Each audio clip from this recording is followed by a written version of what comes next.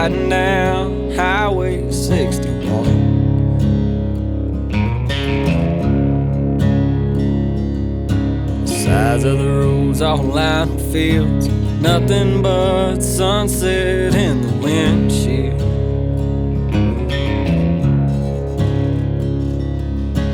Feel it as soon as I ride into town.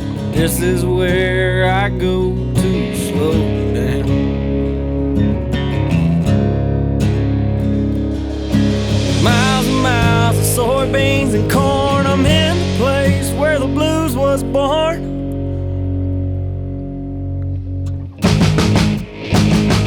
About a mile from the big muddy river, place I'll always remember. Cabin on the lake and a fishing pole. Forever here I'll rest my soul. I can feel my worries drift away from being out in the sun all day. No matter where in the world I go, I'll always find home on the banks of that oxbow.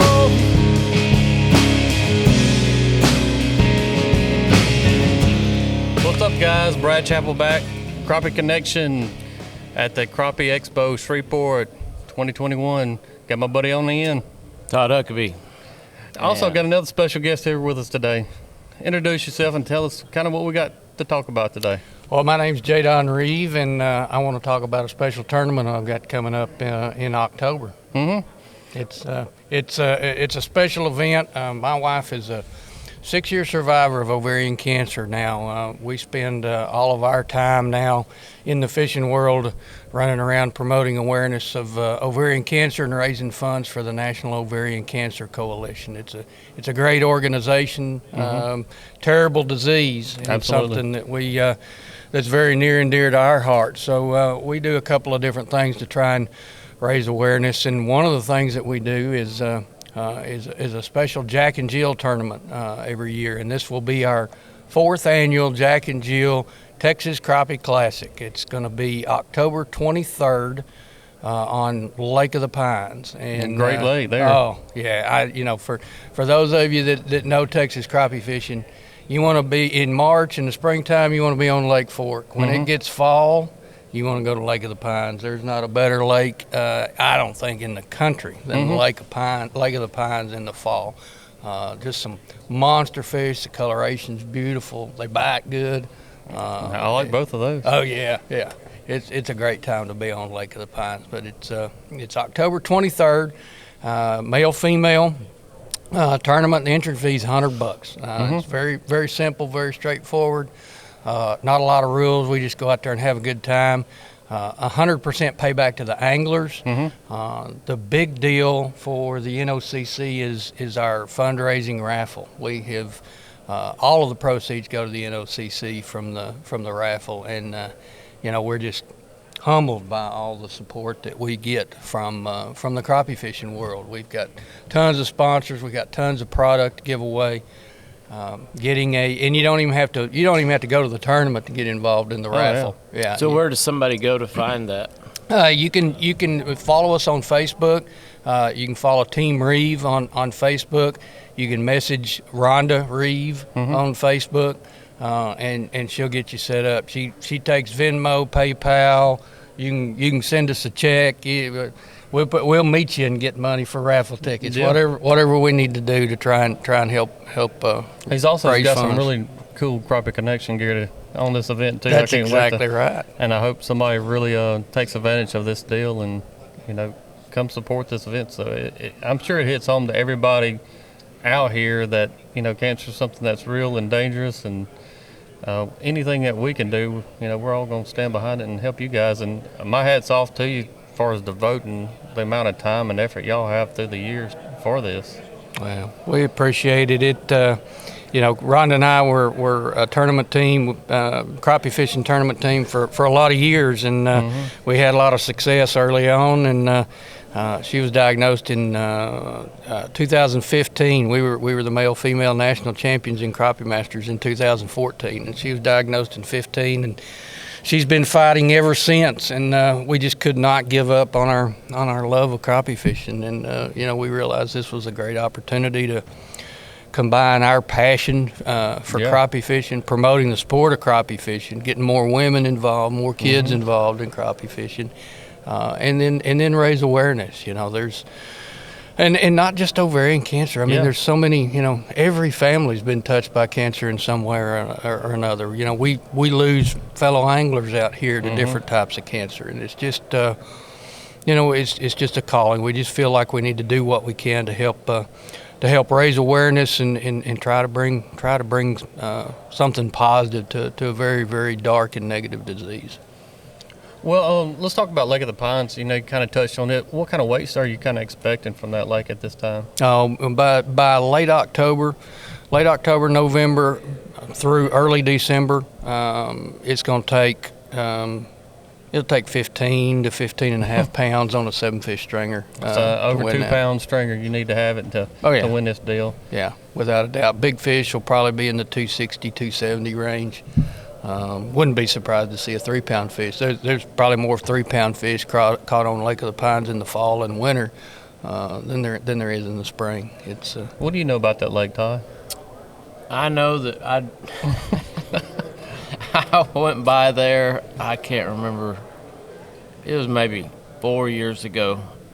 I was coming back from Louisiana somewhere. I was going back home, and there's like 3 different routes that you can go up to Oklahoma, and I went that route and driving down through there, and I was like, Lake of the Pines, I'm gonna drive down there and look at it. And I drove down there, a boat ramp, and I've got the picture on here. I can send it to Hunter. He can throw it on this video.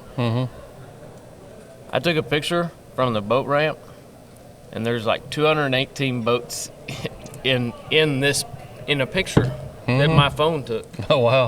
Yeah, you blow it up, there's like 218 boats out there, and I guess it was they were all fishing on bottom out there. Yeah, you were probably fishing in December, January, or you probably went by there in December, January time frame. Yeah, Lake of the Pines is a weird lake. I thought, good grief, I don't want any part of that. Well, then come to find out, I knew 2 or 3 of them people that was out there, and they said, dude, every boat out there, the fish were on bottom, and they were just slow trolling, spider rigging, holding rods or whatever, but they said every boat out there was loaded down.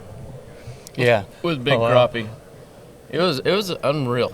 Yeah, it's Lake of the Pines and Lake Fork in the wintertime. Texas rules are special for those lakes. You have to keep every fish, every crappie that comes in the boat. You can't release any, and it's because they're so deep. In the wintertime they'll go out there in the bottom, and you'll catch them 30, 40 foot deep in the mud on the bottom. And like you said, you'd think you look at that lake in the wintertime and you think, people are just going to kill this lake. There's no way that it can handle that kind of fishing pressure.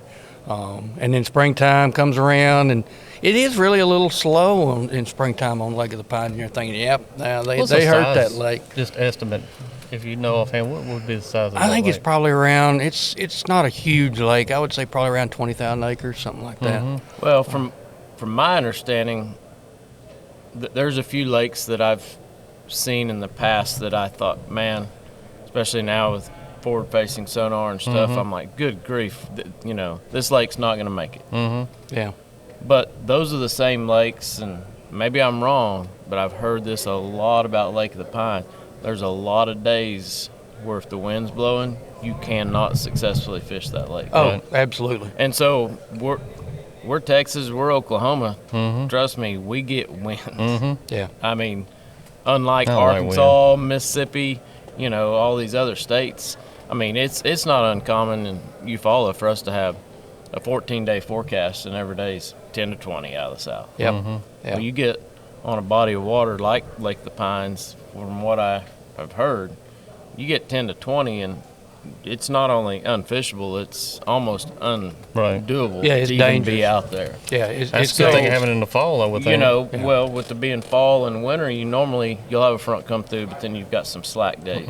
Right. And so, like the day I was down there in the winter when everybody was catching them, it was slack. But then they're not out there doing it every day. Right. Because they can't. No.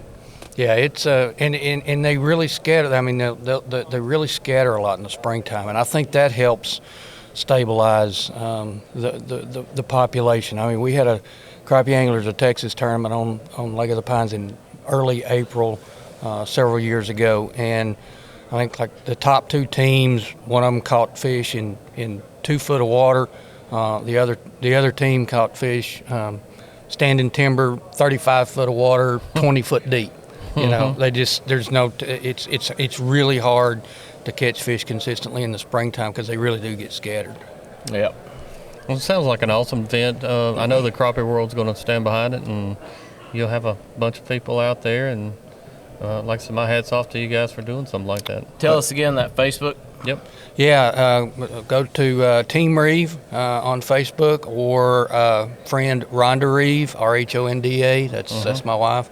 On Facebook, and send her a message, and she'll get you fixed up. All right, man. We appreciate you jumping on here, and we're going to try to get this out for everybody to come out there and catch some of the big Lake of the Pines fish. We appreciate it very much. Appreciate the opportunity. Yeah, absolutely. All right. Thank you. Thanks. Till next time, Brad Chappell here. Todd Huckabee. J. Don Reeve. Holla. About a mile from Big Muddy River, a place I'll always remember. Cabin on the lake and a fishing pole. Forever here I'll rest my soul. I can feel my words